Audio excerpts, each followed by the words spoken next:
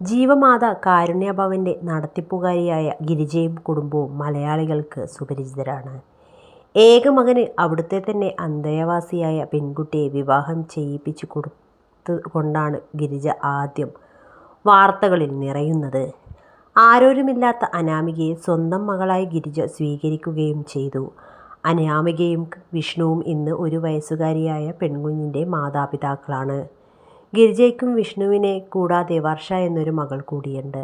വളരെ ചെറുപ്പത്തിൽ തന്നെ ഗിരിജയുടെ ഭർത്താവ് മരിച്ചുപോയിരുന്നു. മക്കളെയും കുടുംബവും നോക്കണമെന്ന ഉത്തരവാദിത്തബോധം കൊണ്ട് മറ്റൊരു ജീവിതത്തെക്കുറിച്ച് ഗിരിജ ചിന്തിച്ചിരുന്നില്ല. വിഷ്ണുവിൻ്റെ വിവാഹശേഷമാണ് ഗിരിജ പുനർവിവാഹത്തെക്കുറിച്ച് ചിന്തിച്ചത്. അതിന് മുൻകൈയെടുത്തത് മക്കളായ വിഷ്ണുവും വർഷയും അനാമികയുമെല്ലാമായിരുന്നു. കഴിഞ്ഞ വർഷം ജൂണിലായിരുന്നു വിവാഹം. ഇപ്പോഴിതാ കുടുംബത്തിലേക്ക് പുതിയൊരു അതിഥി വരുന്ന സന്തോഷം പങ്കുവെച്ച് എത്തിയിരിക്കുകയാണ് വിഷ്ണു. അമ്മ ഗർഭിണിയാണെന്നും തനിക്കൊരു അനിയനെയോ അനിയത്തിയോ ഉടൻ തന്നെ പിറക്കുമെന്ന് വിഷ്ണു പറയുന്നു. ഹലോ ഗൈസ്, ഞങ്ങൾ ഇന്നൊരു റിവീൽ വീഡിയോയുമായിട്ടാണ് വന്നിരിക്കുന്നത്. വലിയൊരു സന്തോഷമുണ്ട് ഞങ്ങൾക്ക് പറയാനായിട്ട്. ഇവരുടെ രണ്ടിൻ്റെയും നാണം കാണുമ്പോഴേ നിങ്ങൾക്ക് മനസ്സിലായി കാണുമല്ലോ. മനസ്സിലായോ എന്താണെന്ന്? അമ്മയും അച്ഛനും കൂടി എന്താണ് കാരണമെന്ന് പറയാൻ പോവുകയാണെന്ന് വിഷ്ണു പറഞ്ഞു തുടങ്ങി.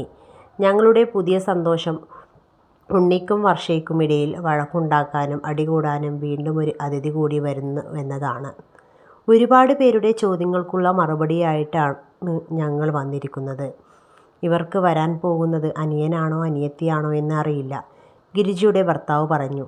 എനിക്ക് അനിയൻ പിറക്കുന്നതിനോടാണ് താല്പര്യമെന്ന് വിഷ്ണു പറയുമ്പോൾ, എനിക്കിനി ഒരു അളിയൻ വേണ്ട, അനിയത്തി മതി എന്നാണ് വർഷയുടെ ഭർത്താവ് പറഞ്ഞത്. എനിക്കും അനിയത്തി മതി എന്നായിരുന്നു വർഷയുടെയും മറുപടി.